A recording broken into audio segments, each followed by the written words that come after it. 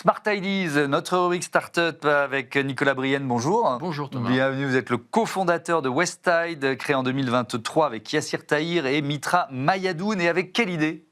Avec une idée un peu basique, Ouais. c'est que dès que vous mettez 5 personnes devant un tas de poubelles et que vous leur dites « ça vaut combien ce tas ?», eh ben vous avez 5 réponses différentes et aucune n'est la bonne. Ouais. Donc on s'est dit, est-ce qu'on pourrait créer une intelligence artificielle Ok. qui détecte la valeur d'un tas de poubelles Mhm. un peu mieux que 5 paires d'yeux humains. Ok, donc c'est sur quel type de déchets ? Tout type de déchets ? Vous êtes concentré plutôt sur les déchets industriels c'est quoi votre marché en fait Alors, aujourd'hui ? nous, on a une mission assez forte, c'est de dire l'empreinte carbone des déchets, c'est le double de l'empreinte carbone du transport aérien. Ok. Et donc, on se focalise essentiellement sur les flux de déchets qui sont les plus recyclables, Ouais. les plus valorisables et aujourd'hui les moins valorisés. Donc, à savoir le flux de déchets électroniques qui est en train d'exploser. Ok. On le voit partout dans toutes les branches de l'industrie. Ouais. Même L'Oréal a des déchets électroniques aujourd'hui. Et donc, on vient vraiment détecter à la source la valeur, le potentiel de recyclage de ces flux de déchets industriels. Alors, comment ça fonctionne ? Ça part de quoi ? D'une photo Comment ça marche en fait ? Donc, comment ça fonctionne ? Ça Ouais. fonctionne bien. Ça, c'est déjà une bonne C'est nouvelle. mieux. Ouais. Et effectivement, donc si on rentre un petit peu sous le capot, c'est ce qu'on appelle un VLM, un Vision Language Model. Ouais. C'est-à-dire qu'on va venir récupérer toute votre documentation de déchets. On a des trucs qui s'appellent des registres de suivi des déchets, on a évidemment des contrats de gestion des déchets. Et sur la base de quelques photos de vos flux de déchets, on va venir estimer combien ça vaut, est-ce que c'est recyclable, qui est le meilleur acheteur pour ces matières secondaires. Ah, vous proposez déjà le débouché. Exactement. Ok, très bien. Et bien entendu, tout ça avec des standards de traçabilité environnementale maximaux, puisque on le sait aujourd'hui, malheureusement, les déchets électroniques, ça finit souvent en décharge. Ouais.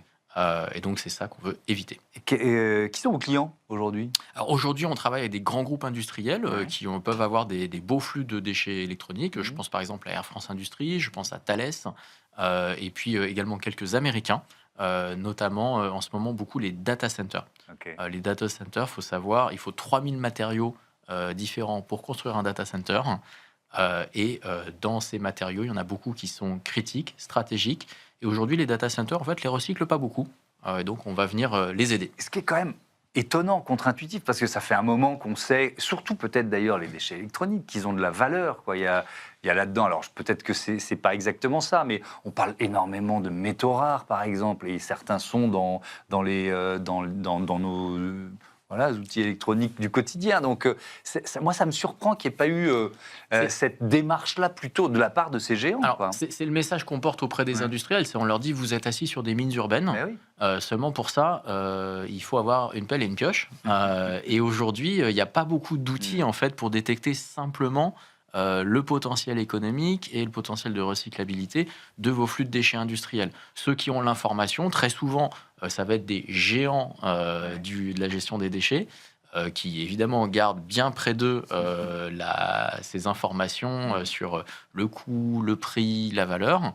Et nous, donc du coup, on vient ouvrir cette boîte noire et s'assurer que les industriels arrêtent de regarder les déchets comme des déchets, mais commencent à regarder ça comme des matières secondaires.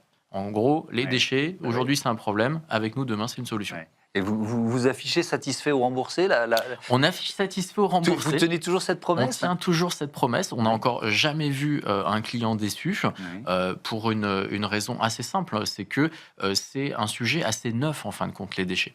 On le voit par exemple au niveau des data centers. Ils sont quand même très avancés. Ils regardent... Vraiment, ils surveillent leur consommation d'électricité au jour le jour, à l'heure. Mais sur la gestion des déchets, c'est encore un truc assez neuf.